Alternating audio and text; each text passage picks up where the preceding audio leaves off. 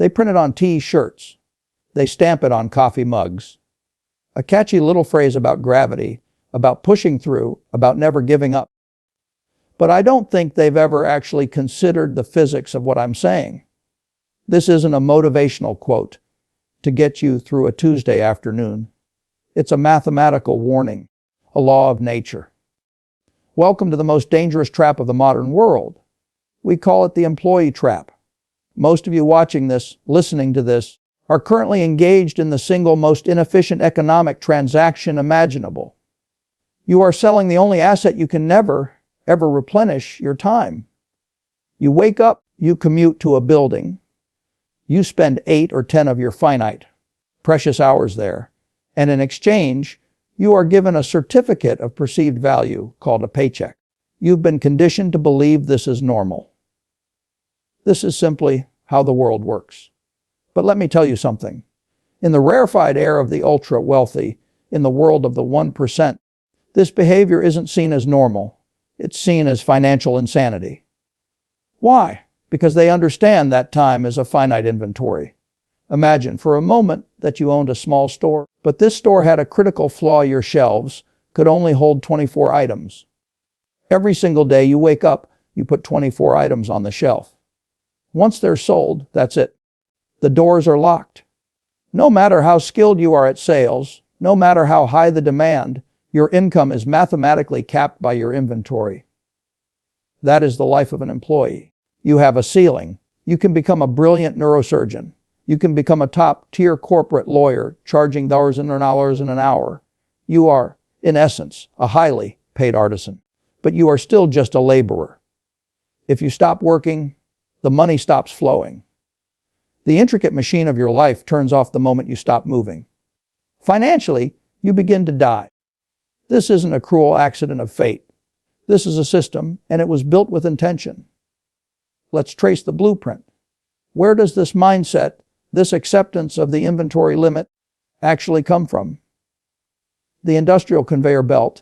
It comes from the education system, which is less a place of learning and more a highly efficient industrial conveyor belt. Think back to your school years. What were you actually being trained to do? Not to think, not to create. You were trained to sit still for 8 hours. You were trained to memorize instructions. You were trained to raise your hand, to ask for permission to speak, or even to go to the bathroom. You were trained to fear failure, to see the red mark as a catastrophe rather than data. And above all, you were trained to complete tasks assigned to you by a superior authority. Are these the instincts of an owner, of a founder, of a capitalist? No.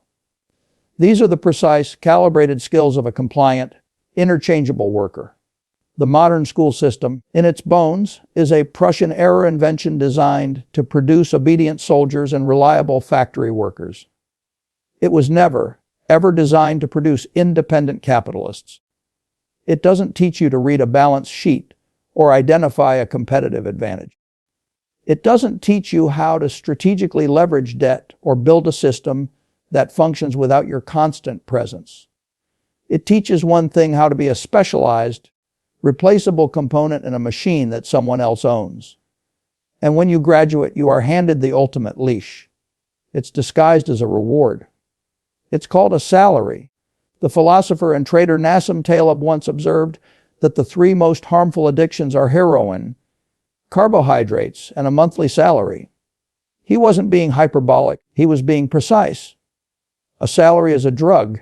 It is a steady, predictable drip of morphine that numbs your ambition. It gives you the powerful, seductive illusion of safety. You know exactly what's coming on the 15th and the 30th. This predictability feels like security, but it systematically destroys your ability to survive in the wild. A wolf doesn't know where its next meal is coming from. That uncertainty keeps it sharp. It stays hungry. It learns to read the environment, to adapt, to hunt. A dog in a cage knows exactly when its bowl will be filled. So it sleeps. It gets fat. It loses every instinct it was born with. Most people have chosen to be domesticated dogs, living in a cage they believe is made of gold. They have traded their freedom, their potential, their very agency, for a guaranteed bowl of food. But here is the fatal flaw in the cage. The owner can stop feeding you whenever they want. We see it in every recession. We see it when a new technology renders a skill set obsolete. The loyal employee who sold 40 years of his life is suddenly let go. He's 55 years old. He has no assets, no systems, no income streams. All he has is a resume that certifies he is exceptional at following orders in a world that no longer wants to give them. This is the tragedy of selling your time. It works flawlessly until it doesn't. And when it stops working, the fall isn't a gentle slope, it's a cliff. So today we are going to perform a piece of cognitive surgery. We are going to uninstall the employee operating system from your brain. We're going to look at the cold, hard mathematics of why the game is rigged against the worker. We'll examine why tax codes are written to punish labor and reward capital. And we'll map out a strategy to decouple your income from your time. I'm not suggesting you quit your job tomorrow. That would be reckless.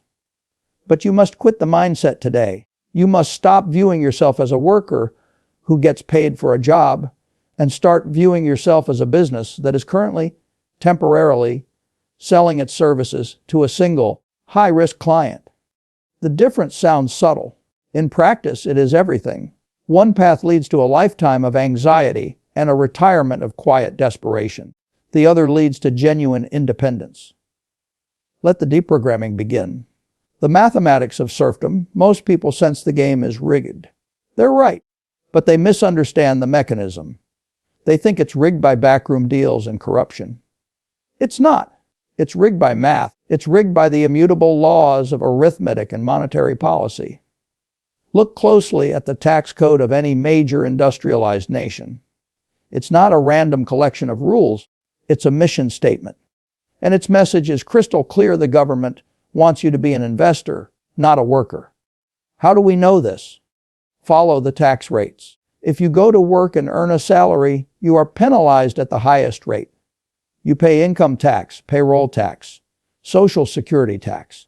Before the money even lands in your account, the government has already taken 30, 40, or even 50% of it. You are funding the state with the sweat of your brow. Now, look at someone like me.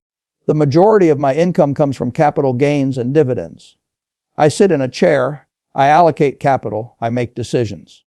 And the government taxes that income at a significantly lower rate. Sometimes half of what a worker pays. I once made a comment that my secretary pays a higher tax rate than I do. People were angry. They thought I was bragging. I wasn't bragging. I was confessing. I was pointing out the explicit rules of the game. If you sell your time, you are penalized. If you risk your capital, you are subsidized. Why? Because the system in its cold, logical way needs capital to grow. It needs factories, innovation, and risk-taking. It doesn't need more people safely and predictably sitting at desks. If you want to keep more of what you earn, you must make the transition from earning a salary to owning equity. Then there's the silent killer, inflation. The wealth transfer that happens without anyone noticing. When a government prints money, prices go up. We all know that. But the secret is that prices don't go up for everyone at the same time. Asset prices, stocks, real estate, businesses, go up first. The rich, who own these assets, get immediately richer on paper. Then the new money trickles down. Consumer prices go up, bread gets expensive, gas gets expensive. Do you know what goes up last? Your wages. Wages are what economists call sticky. Your boss doesn't wake up to news of 8% inflation and immediately hand out raises. He waits. He waits a year, maybe two, to see if it's real. By the time you negotiate that 3% cost of living increase, you have already lost 10% of your purchasing power. You are running a race where the finish line is moving away from you faster than you can possibly run. As long as you are selling your time, you are permanently on the losing side of the inflation equation. Owners are on the winning side because they own the assets that are repricing upwards in real time. This brings us to the final brutal arithmetic, linear vis exponential growth. Selling your time is a linear equation. 1 hour equals 1 unit of pay. 10 hours equals 10 units of pay. To make twice as much money, you must work twice as many hours. But there's a hard, physical limit. You cannot work 25 hours a day, 8 days a week. Your income is mathematically capped. It is impossible to build significant wealth selling your time because you eventually run out of time to sell. Wealth, true wealth, is exponential. When I buy a company, I don't need to be present for it to grow. Coca-Cola sells billions of beverages a day, whether I get out of bed or not. Apple sells iPhones in every country on earth while I'm playing bridge. That is exponential growth. My income is not tied to my effort. It is tied to the efficiency and reach of the systems I own. A brilliant surgeon is linear. If her hands stop moving, her income hits zero. If she builds a medical software company, she becomes exponential. She can be on a beach and the software is still booking patients, processing payments, solving problems. You have to make the transition from linear to exponential. You have to move from selling your hours to owning the outcomes of systems. If you don't make this shift, you will always be one bad health diagnosis, one economic downturn, away from financial catastrophe. Now that we understand the math is unbeatable from the inside, we have to ask a harder question: why do you keep showing up? The psychology of the paycheck. If selling your time is a mathematically losing game, why do 99% of people still play it? Why do brilliant, educated people fight tooth and nail for a job that pays them for their time? The answer isn't found in logic. It's found in biology and psychology. Nassim Taleb wasn't joking about that monthly salary being a drug. Let's look at how it works on your brain. Human beings are wired for pattern recognition and safety. The unknown, the variable, terrifies us on a primal level. When you receive a paycheck every 2 weeks, it triggers a dopamine release. It's a chemical reward that tells your brain, you are safe. The pantry is stocked. You don't need to hunt. Over time, this creates a powerful dependency. You begin to organize your entire life around ensuring that drip continues. You buy a house that requires that exact drip. You lease a car that requires that drip. You build a lifestyle that is completely dependent on the steady flow of the drug. You become terrified of the silence, the void between checks. This is precisely how addiction works. The dealer gives you just enough to keep you coming back, but never, ever enough to set you free. If I handed you $5 million cash today, tax-free, you would quit your job tomorrow. That proves definitively that you don't love the work. You are just addicted to the steady, predictable income. The price of this addiction is your potential. I've watched brilliant men and women who could have built empires. Instead, they took a high-paying job at a law firm or an investment bank. They got hooked on the lifestyle, the nice apartment, the status, the security. 20 years later, they aren't empire builders. They're just tired, anxious employees with expensive habits. They traded their potential for the illusion of certainty. The second psychological trap is the boozy badge of honor. In the corporate world, ask someone how they are. "Oh, I'm so busy, swamped." They say it with pride. They wear their exhaustion like a medal of honor. In my world, being busy is not a sign of success. It's a sign of a lack of focus. It's mental laziness. If you look at my calendar, you'll see days that are completely blank. If you looked at Charlie Munger's calendar, you'd have thought he was retired for 40 years. We weren't busy. We were thinking. The employee mindset confuses activity with productivity. If you're sweating, you must be working. The owner's mindset knows that thinking, deep, undisturbed, strategic thinking, is the highest value activity. If you spend all day frantically chopping wood, you're too busy to ever design a chainsaw. Most employees use business as a shield. They fill their calendars with meetings and emails so they don't have to face the hard, scary, ambiguous work of thinking about their own future. They are on a hamster wheel, running hard, going nowhere. You have to stop being proud of how hard you work and become obsessed with how smart you work. The final chain is the most elegant of all, the social validation trap, the golden handcuffs. Corporations are masters of manipulation. They know they can't pay you what you're truly worth. or they'd go bankrupt. So they pay you in something else's status. They give you a title: vice president, director, senior manager. These titles cost the company absolutely nothing, but they mean everything to your ego.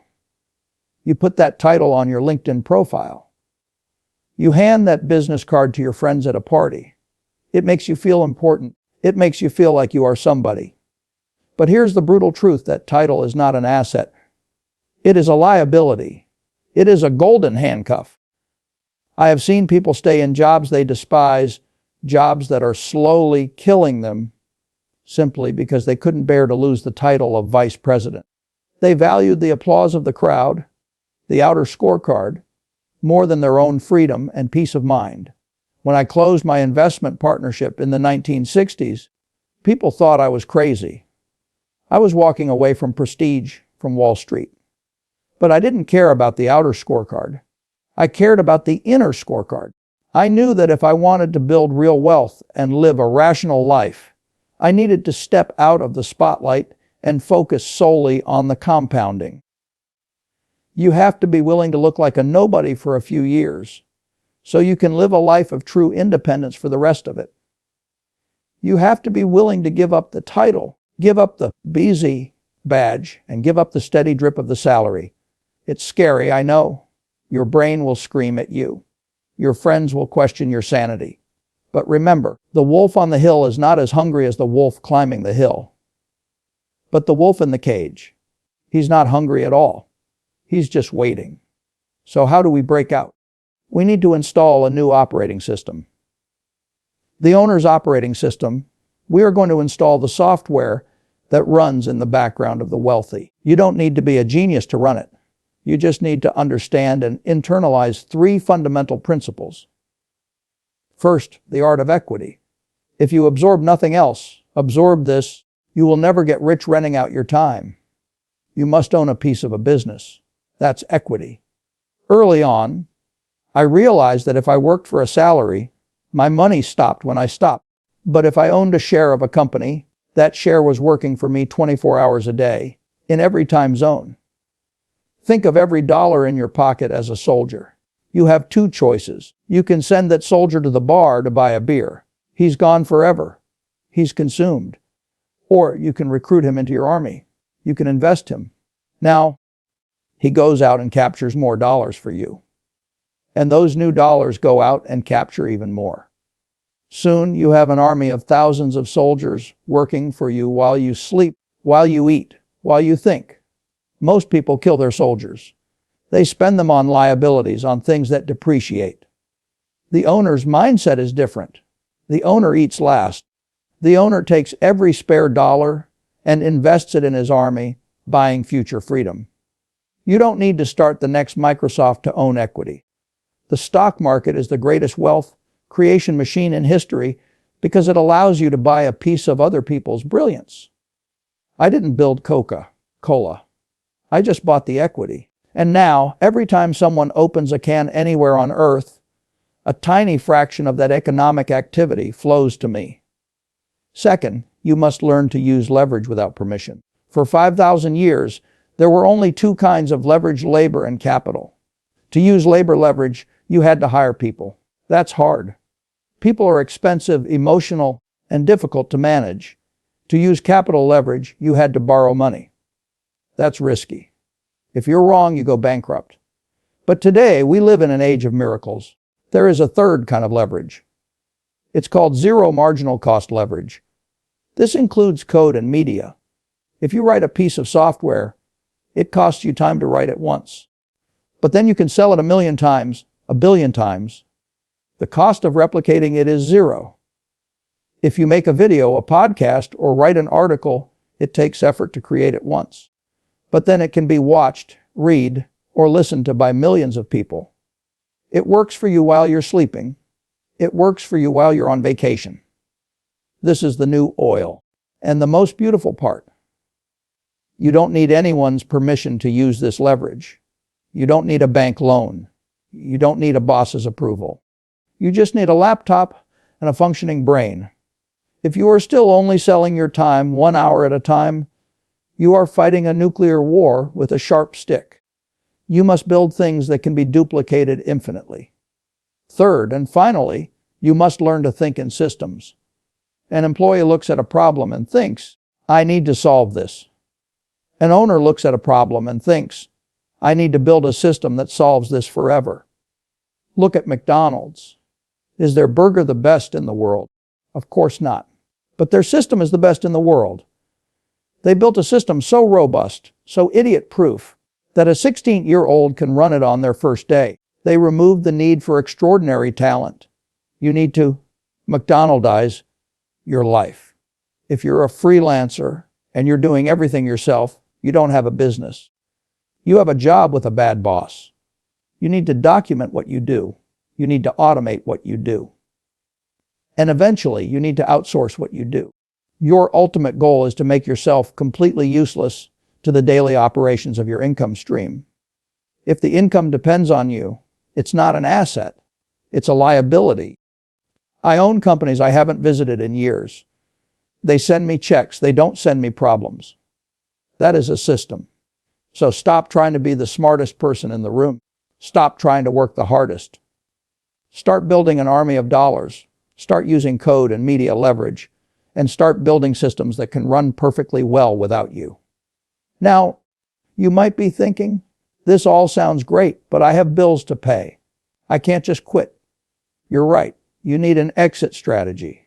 Escape velocity. You understand the trap. You understand the math. But you're still in the cage. How do you get out without starving? You don't burn the bridge while you're still standing on it. Most people try to escape in a fit of rage. They shout at their boss and walk out. That's not a strategy. That's an emotional reaction. Capitalists are not emotional. We are calculated. You need to keep your job. For now, your job is your first investor. It provides the cash flow, the venture capital, that funds your escape. But you have to change how you spend your time off. Most employees spend their weekends recovering from their week. They drink, they watch sports, they recharge their batteries, just so they can be exploited again on Monday. The owner spends their weekends building their exit. From Friday night to Monday morning, you are the CEO of your own life. That is your real job. During those hours, you build the side business. You research the stocks. You write the code. You create the content. You do this with discipline and focus until your part-time income exceeds your full-time expenses. This is escape velocity. Once you hit this number, the dynamic changes forever. Your boss no longer owns you. You walk into the office on Monday with a completely different energy. You're not there because you have to be. You're there because you choose to be. And let me tell you, there is no feeling in the world like knowing, deep in your bones, that you can walk away at any moment. That confidence alone makes you more valuable. But beware the final test. Just as you're building your escape, the system will try to pull you back in. Your boss will offer you a promotion, more money, a bigger office, a fancier title. You must be ruthless. You must learn to say no. A promotion is often a trap. It demands more of your mental energy. It demands more of your finite time. It tightens the golden handcuffs. They are offering you a few more dollars to keep you from becoming free. I have watched people destroy their lives, their health, and their families, chasing the next rung on the corporate ladder. They climb and climb, only to reach the top and realize the ladder is leaning against the wrong wall. Do not be afraid to be a mediocre employee so you can be an exceptional owner. Give the company exactly what they pay you for, and nothing more. But give your best energy, your best thinking, your best self to your own future. We've talked about money. We've talked about math. But ultimately, this isn't about finance. It's about regret. I want you to perform a simple thought experiment. I call it the rocking chair test. Imagine you are 90 years old. You're sitting in a rocking chair on a porch. You can no longer work. You can no longer build. You just sit and you look back at the arc of your life. What will you regret more? Will you regret that you didn't get that promotion to senior vice president? Will you regret that you didn't buy a slightly nicer car in your 30s? Or will you regret that you spent 40 years of your one and only life building someone else's dream, while your own gathered dust in the corner of your mind? Will you regret that you sold your most precious limited, non-renewable resource, your time on this earth, for a paycheck that is long spent and forgotten? I have billions of dollars, but I cannot buy back yesterday. I cannot buy back 1 hour of my life. You have today. You have right now. You can choose to keep selling your time. You can choose to stay on the conveyor belt. Or you can choose to stop. You can choose to think. You can choose to build. The door to the cage is open. It has always been open. You just have to be brave enough to walk through.